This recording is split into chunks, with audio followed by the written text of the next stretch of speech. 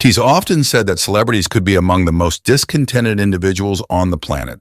Oh, I'm always depressed all the time. When I experienced it, it was devastating, and My family, we've all been through a difficult time. And then depression is different. My version of it feels... If I get this, I'll be happy. If I do this, I'll be happy. I've suffered with depression for about 5 or 6 years now. Suffered seems such a dramatic word, but I have depression. I think it's important for us to have conversations about, open conversations about mental health. I get depressed. People are wondering, well, how could you be sad when all of this opportunities come to you? Now, do you think you've beaten it? No, Larry. I remember crying because I have some sort of anxiety, depression. This sparked a curiosity within me that I was determined to unravel. After immersing myself in countless hours of celebrity interviews, a common theme began to emerge, a pattern leading to an inevitable sense of dissatisfaction. It typically unfolds like this. A few years post-achieving their dreams, you start hearing them express sentiments like this. And when you have all this stuff, doesn't mean you're happy. I can speak for myself. I was completely suicidal, didn't want to live anymore. I thought that I was completely alone. I also realized how lucky I was and what a wonderful family and wonderful friends I had, but that didn't matter. I wanted the world to swallow me up, and nothing seemed better to me than death, which is completely insane. When those things came, the happiness wasn't there. And absolutely stifling and overwhelming, to be honest with you. I don't even want to look like Katy Perry anymore. As a Beatle, we made it, and there was nothing to do.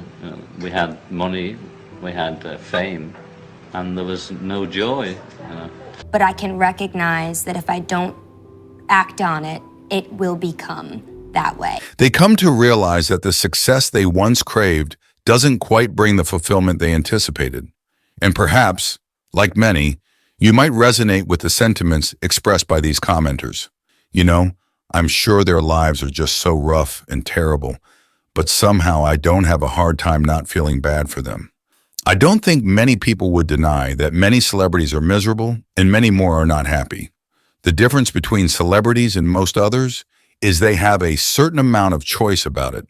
If an actor or musician is depressed, they can stop whatever they are doing and go do something about it, whereas most common people just have to live depressed due to responsibility and lack of choice. The biggest trick that the rich has ever done is to convince the rest that being rich is depressing. Something I have in common with these celebrities: having depression but no having money. I'll pick being depressed and rich any day over depressed and broke. Many people assume that celebrities' lives must be great and that their wealth and success should make them happier.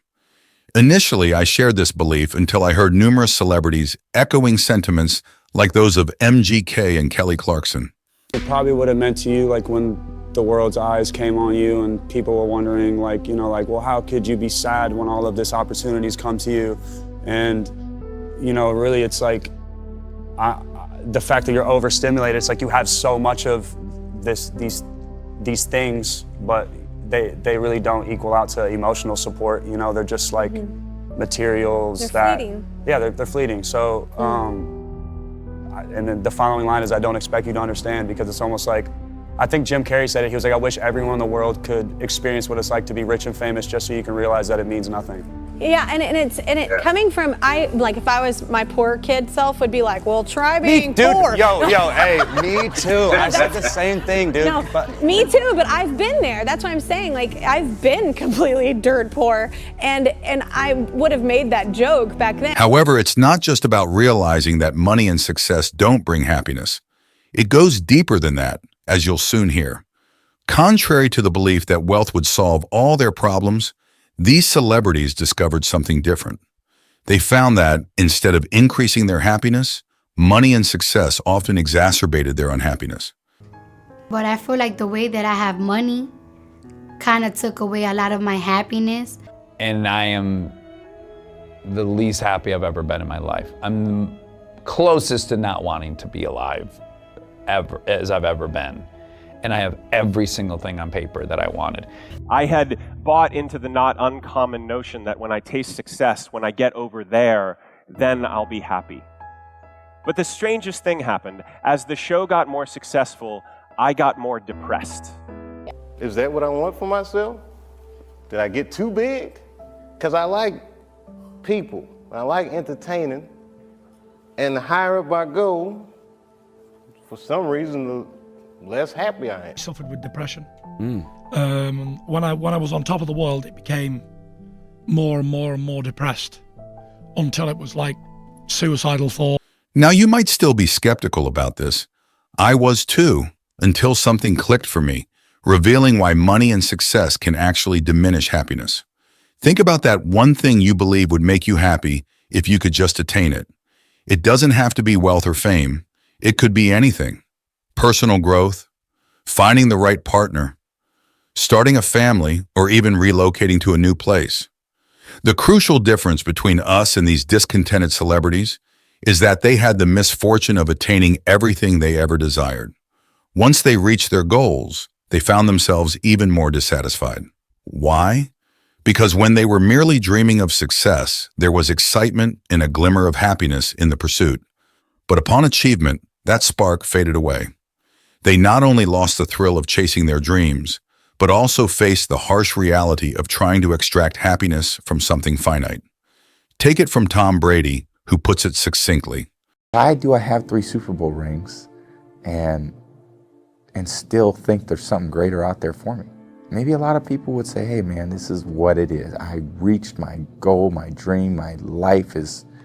Me, I think, God, it's gotta be more than this. I mean, this can't be what it's all cracked up to be. I mean, I've done it. I'm 27, and what else is there for me? Think of it this way. When you're desperately thirsty and finally take a sip of water, it feels refreshing. But that satisfaction is short-lived. Soon enough, you're thirsty again. Achieving our wildest dreams is akin to drinking the last drop of water on earth.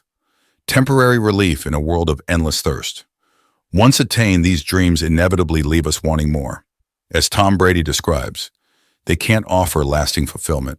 This realization led C.S. Lewis to conclude that our desires, unquenchable by worldly pleasures, point to a deeper longing for something beyond this finite realm.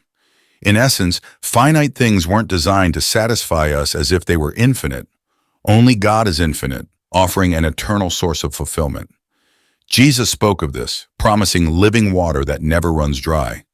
This concept resonates with St. Augustine's insight that our restless hearts find rest only in God. So the solution to celebrity depression isn't found in worldly success, but in seeking fulfillment from the infinite. However, it's not the complete answer. Our understanding of identity is equally, if not more, crucial in finding true contentment.